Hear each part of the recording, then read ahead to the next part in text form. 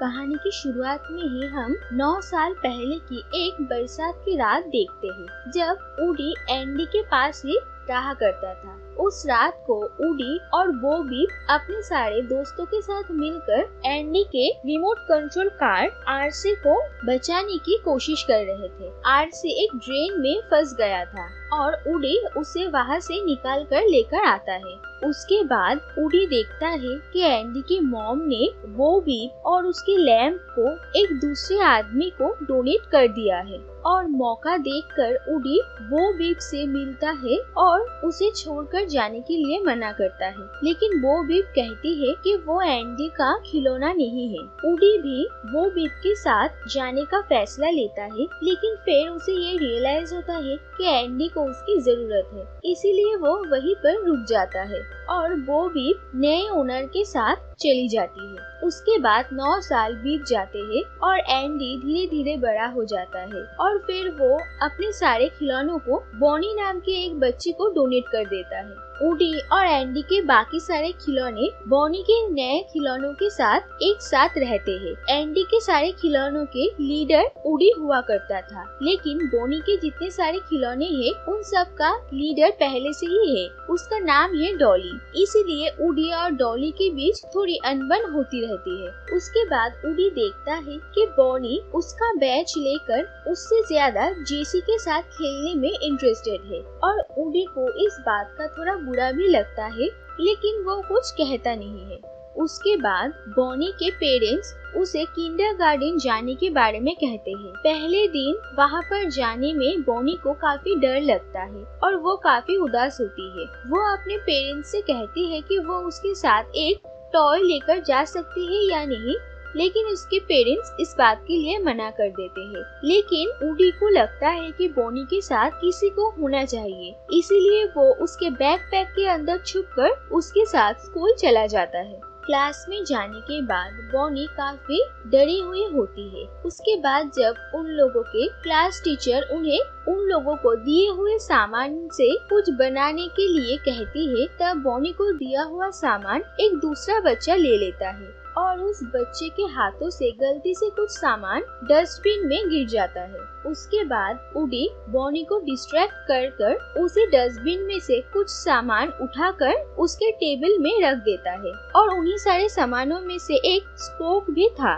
Bonnie उसे लेकर और बाकी सारे कुछ सामान लेकर एक टॉय बनाती है और उसका नाम देती है फोर्की और उसे बनाकर बॉनी काफी खुश हो जाती है और किंडरगार्टन में उसका पहला दिन अच्छा जाता है। उसके बाद घर लौटकर ऊडी बाकी सारे टॉयज के साथ फोर्की को मिलवाता है और वो लोग देखते हैं कि फोर्की भी उन लोगों के जैसे ही बात कर सकता है, लेकिन उसकी एक प्रॉब्लम है, वो खुद को एक टॉय मानने के लिए तैयार नहीं है। उसे लगता है कि उसका काम है खाना खाने में मदद करना और उसके बाद उसे फेंक दिया जाता है, इसीलिए वो बार बार डस्टबिन के अंदर चला जा रहा था। लेकिन ऊडी को पता था कि फोर्की अब बॉनी की फेवरेट टॉय है और उसे खुश रखने के लिए फोर्की का होना जरूरी है, इसीलिए फोर्की जितने भी बार डस्टबिन में चला जा रहा था, ऊडी उसे वहाँ से निकल कर लेकर आ रहा था और ऊडी इस बात का भी ध्यान रखता है कि फोर्की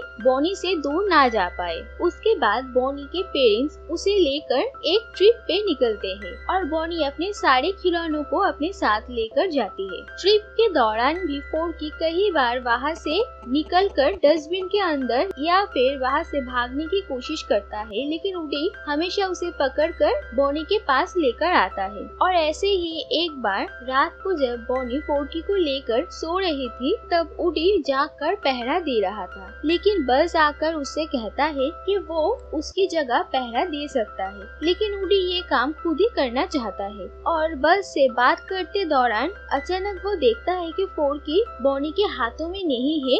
वो देखता है कि फोर्की उन लोगों के आरवी से निकल गया है और ऊडी भी आरवी के खिड़की से निकल जाता है फोर्की को ढूंढने के लिए और रास्ते में ही उसे फोर्की मिल जाता है। लेकिन तब तक उन लोगों की आरवी काफी दूर चली गई थी। उसके बाद वुडी रास्ते में फोर्की को ये समझाता है कि वो बॉनी के लिए कितना इम्पोर्टेंट है और वो अपनी और एंडी की कहानी भी उसे सुनाता है और ये भी कहता है कि कैसे एंडी से वो लोग बॉनी के पास आए हैं। वुडी के कहने से फोर्की को इस बात का एहसास होता है कि वो बॉनी के लिए कितना इम्पोर्टेंट है और वो बॉनी के पास रहने के लिए तैयार हो जाता है और फिर वो लोग बॉनी के डैड की आरवी के तरफ जाने लगते हैं। रास्ते में वुडी एक एंटिक शॉप में बो बीप की लैंप को देखता है और उसे ऐसा लगता है कि शायद इसी स्टोर में बो बीप होगी, इसीलिए वो फोर्की के साथ उस स्टोर के अंदर जाता है और बो बीप को ढूंढने लगता है।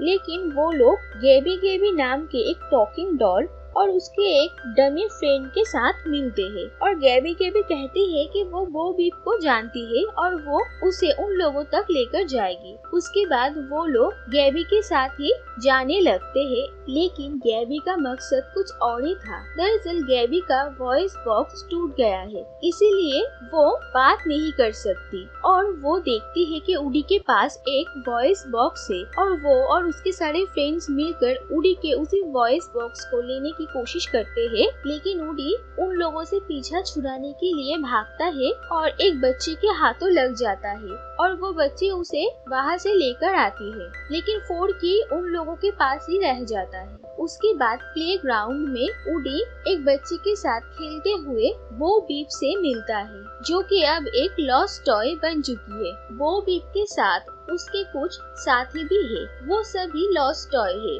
और वो सब बिना किसी मालिक के आजाद जिंदगी जी रहे हैं। उन लोगों को जो मन करता है वो लोग वही कर सकते हैं। उसके बाद वुडी बो बीप से फोर्की के बारे में कहता है और बो बीप अपने साथियों के साथ उसकी मदद करने के लिए तैयार हो जाती है। दूसरी तरफ बस भी वुडी को ढूंढने के लिए निकल पड़ता है और रास्ते में एक आदमी के हाथों लग जाता है और वो आदमी उसे अपने शॉप पे लेकर आता है, जहाँ पर उसे एक गेम की प्राइस टॉय बनाकर रख दिया जाता है। वहाँ पर वो दो टॉय बनी और डकी से मिलते हैं। थोड़ी देर बाद बस खुद को छुड़ाकर वहाँ से भाग जाता है और बनी और डकी भी उसके पीछे पीछे वहाँ से निकल पड़ते हैं और उसके बाद वहाँ पर कार्निवल में बस बो बीप और वुडी से मिलता है और वो भी उन लोगों के साथ एंटिक स्टोर जाने का फैसला लेता है फोर्की को बचाने के लिए। और उसके बाद वुडी, बस, बो बीप और उसके सारे साथी मिलकर 2 बार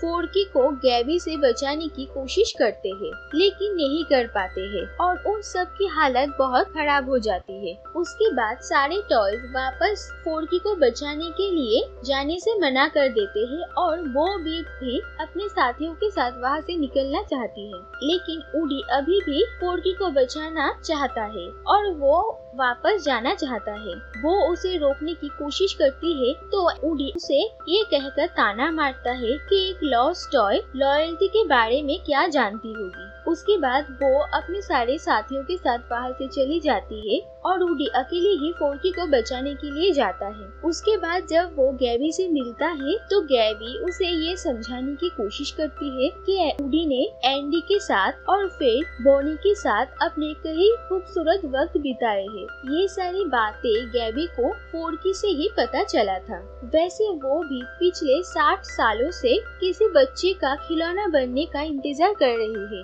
लेकिन उसके वॉइस बॉक्स के डिफेक्ट की वजह से वो ऐसा नहीं कर पा रही है। उसके बाद वुडी को उस पर तरस आता है और वो अपना वॉइस बॉक्स उसे देने के लिए तैयार हो जाता है और उसका वॉइस बॉक्स लेने के बाद गैबी फोर्की को वुडी को लौटा देती है। दूसरी तरफ वुडी ने पहले ही बस को वापस आरवी में चले जाने के लिए कहा था और उसका इंतजार करने के लिए कहा था। तब तक बॉनी और उसकी मम्मी भी कार्निवल से वापस आरवी में आ जाती है और वो लोग घर वापस जाने की तैयारी करते हैं, लेकिन बस चालाकी से बॉनी को ये याद दिलाता है कि वो लोग जब कार्निवल में गए थे तो उसी एंटिक स्टोर में वो अपना बैकपैक छोड़कर आई थी। और फिर बॉनी और उसके पेरेंट्स वापस कार्निवल में पहुंचते हैं और बॉनी अपना बैकपैक लेने के लिए एंटिक स्टोर जाती है। वुडी और फोर्की बॉनी का बैकपैक देखते हैं और वो लोग बॉनी बॉनी को भी देखते हैं और वो लोग उसके बैकपैक के अंदर जाने की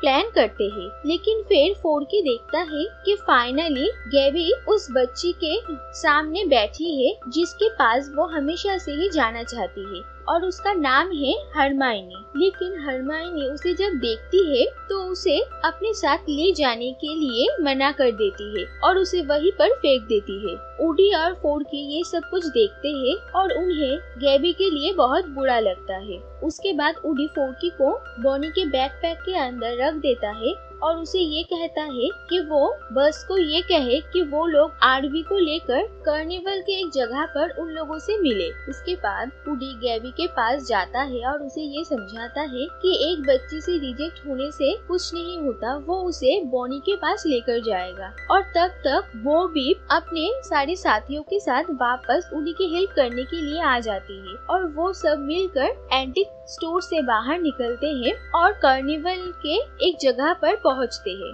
बॉनी अपना बैकपैक लेकर आरवी में वापस आ जाती है और उसके डैड कार्निवल से निकलकर घर की ओर जाने लगते हैं। लेकिन फोर्की से बाकी सारे टॉयज को पता चलता है कि ऊडी ने उन लोगों को कार्निवल के एक स्पॉट पर मिलने के लिए कहा है और ऐसा करने के लिए सारे टॉयज छुपकर आरवी का कंट्रोल अपने पास ले लेते हैं और बॉनी के डैड को फोर्स करते हैं, जिसकी वजह से उन्हें वापस कार्निवल में जाना पड़े। दूसरी तरफ गैबी देखती है कि एक बच्ची खो गई है और वो बहुत रो रही है और फिर वो तय करती है कि वो उस बच्ची के पास जाएगी और ऊडी और बो उसकी हेल्प करते हैं। और उसके बाद जब उस बच्ची की नजर गैबी पर पड़ती है तो वो उसे अपने साथ लेकर जाती है और जब वो फाइनली अपने पेरेंट्स से मिलती है तो वो गैबी को अपने साथ अपने घर लेकर जाती है। उसके बाद आरवी उसी स्पॉट पर आ जाती है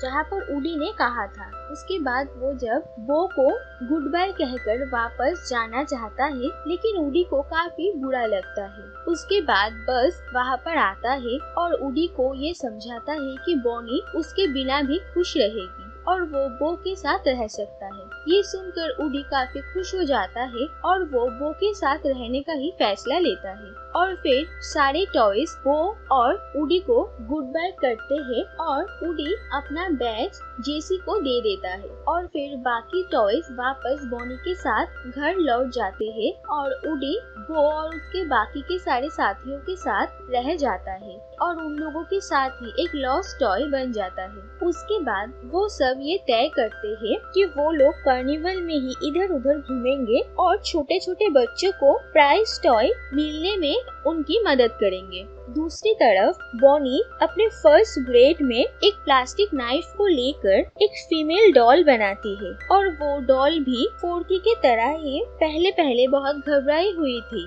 लेकिन फिर फोर्की उसे दिलासा देता है और फिर वो उसका दोस्त बन जाता है।